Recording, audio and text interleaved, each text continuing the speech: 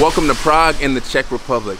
It's a country located in Eastern Europe with a population of about 10 million. Now the city Prague has a little bit over 1 million. The currency is called the koruna, but we call them crowns. And the exchange rate is about $1 to 25 crowns. One thing that we've heard is that beer is actually cheaper than water. So I'm excited to see what that really means, what the beer tastes like, and what we can find out here in Prague. Let's see what we get into. What's going on? My name is Brandon Campbell. I'm from Las Vegas, Nevada, but based out of New York City. And over the next year, I'm going on a journey to explore culture, traveling through at least 12 different cities in 10 different countries, living like a local, and finding what's truly authentic in each country. So let's explore these places together for the very first time, meeting new people, having real conversations, and having new experiences. Now, I'm no expert, and I've never done this before, but the goal is to bridge the gap between American society and the rest of the globe, emphasizing we can all be global citizens. I believe the best in humanity is realized when we learn from and embrace the differences within each other. In the end, it'll make us all a little more open-minded, a little more inspired by the people in the world around us, and with an ever-growing extended family. So we're on the plane. I have to have it with you. Okay. Yes, I'm gonna put it away. So got a great exit row. Fief is sitting with me. Hey. He's my roommate. My buddy Rob on the other side. I had to put this thing away because we're about to take off. See you in Prague. Peace.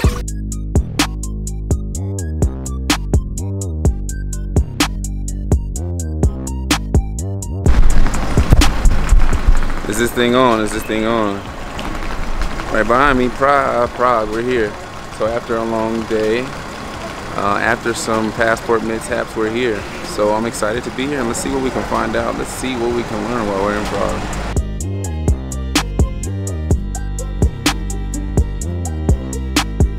Once I got to Prague, I wanted a real experience. I mean, I really wanted to know what it was like.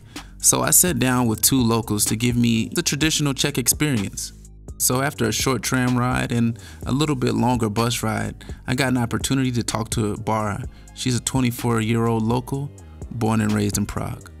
It's really quiet and beautiful. I love it here because it's really close to downtown, but on the other hand, it seems like you are in the village somewhere, you know. Yeah. So the school that you studied at, it was in Denmark, right? Exactly, yeah. And so you say people from all different nationalities in one place. How did that experience help develop this respect that you talk about for other cultures? How did it do that? I gained respect for other cultures and for their customs and habits, you know, in Really? for religion. And I'm not like when someone behaved like particular way, which wasn't okay for me or wasn't normal for me, but it was normal for him. So I didn't judge him because I knew he was from different country, you know, and they might have different habits.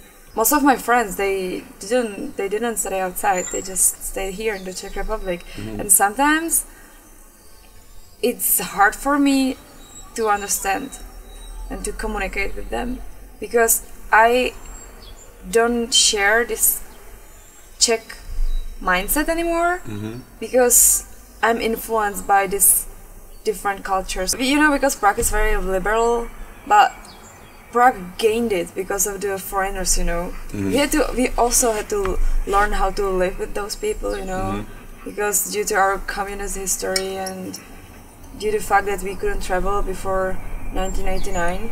Wait, you couldn't travel before 1989? Of course not. What do you mean?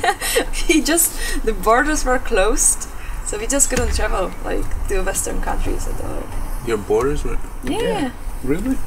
It was a communism. It was like we didn't have bananas or something. It was just like Europe was split into like eastern part and western part, and we just couldn't, like, people from Eastern Europe couldn't travel to western part of Europe. Oh, okay. For a long time. So like my parents, for example, the first time my dad get out of the Czech Republic or Czechoslovakia, it was 1987. Really? Yeah. And when were you born? He was born in 1959. So yeah, just people crazy. could travel with. So he was almost 30.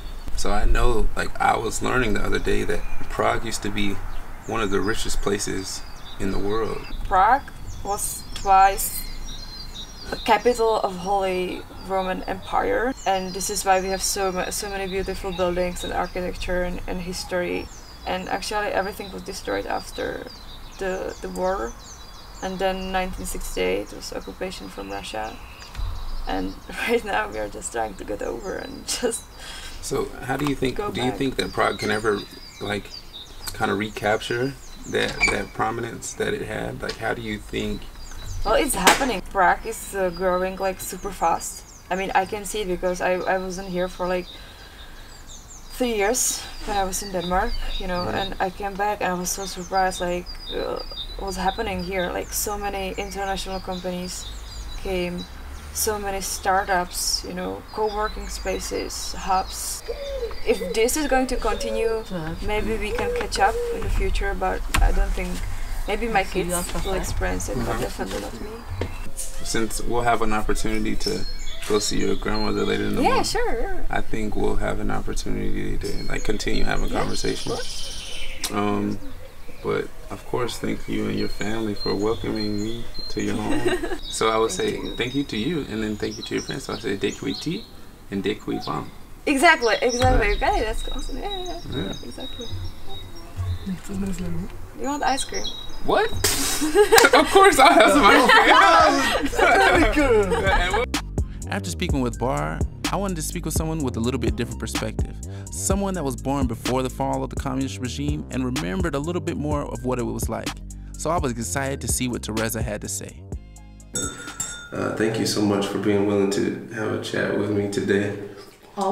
We are in the Hideaway meeting room of K10. So I guess the first thing I would say is, what is your personal experience with the transition from a communist regime into now, and how did that change affect you, and how do you see a difference from when you grew up to now, like generations growing up now, and even your children, because you have a son, right? So kind of talk a little bit about that, if you don't mind. Sure. I still remember that you had to stand in a line to get bananas, for example, and tangerines and oranges. So we would get this at Christmas time, and we would be very happy because it was special for us. And nowadays, bananas, oranges, you can buy them every day. So it was really, I would say gray is the right feeling, that everything was gray. And then you saw that it can be actually different. You have a family of your own, you have a young son. What makes you prideful about present day Prague, present day Czech Republic, or what's now called Czechia? Like in the US, you have this habit of the pledge every morning, and you know, I think you are, let's say, educated to be proud of your country. This would not be a typically Czech thing. But on the other hand, I think that one can be proud of the rich history that we have, of how we maybe handled our history.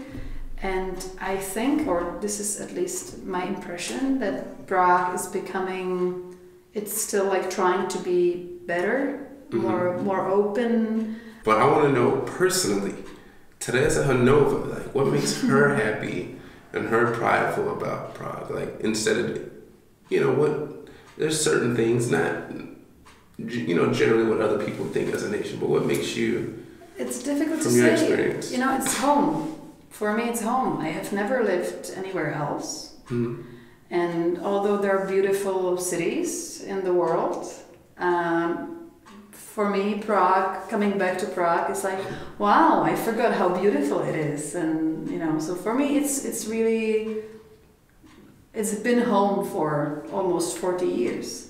And although I like sea, and I would like to live maybe for some time somewhere near the sea, I think that in Prague you have everything. You have modern parts, you have historical parts. And if I extend it to the whole of the Czech Republic, we have mountains, we have lakes. It's a country of many faces. To me, when you look at people from all around the world, you've traveled, you go on family trips, but you're from Prague, you know, you are a Czech person. What is something that you would say unites us all?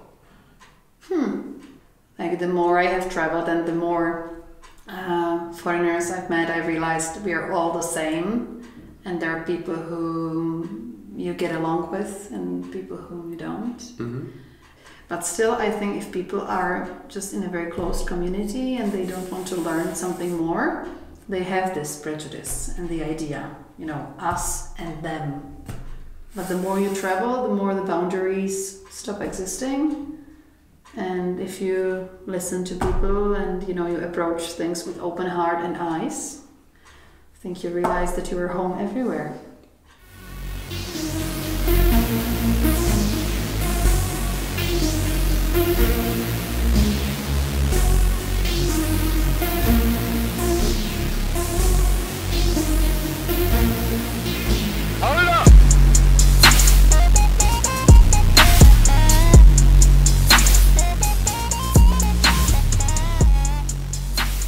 Add me on Instagram for daily discoveries. And give me your perspective. When you see a story, leave a comment, ask a question, or tell me what you want to see.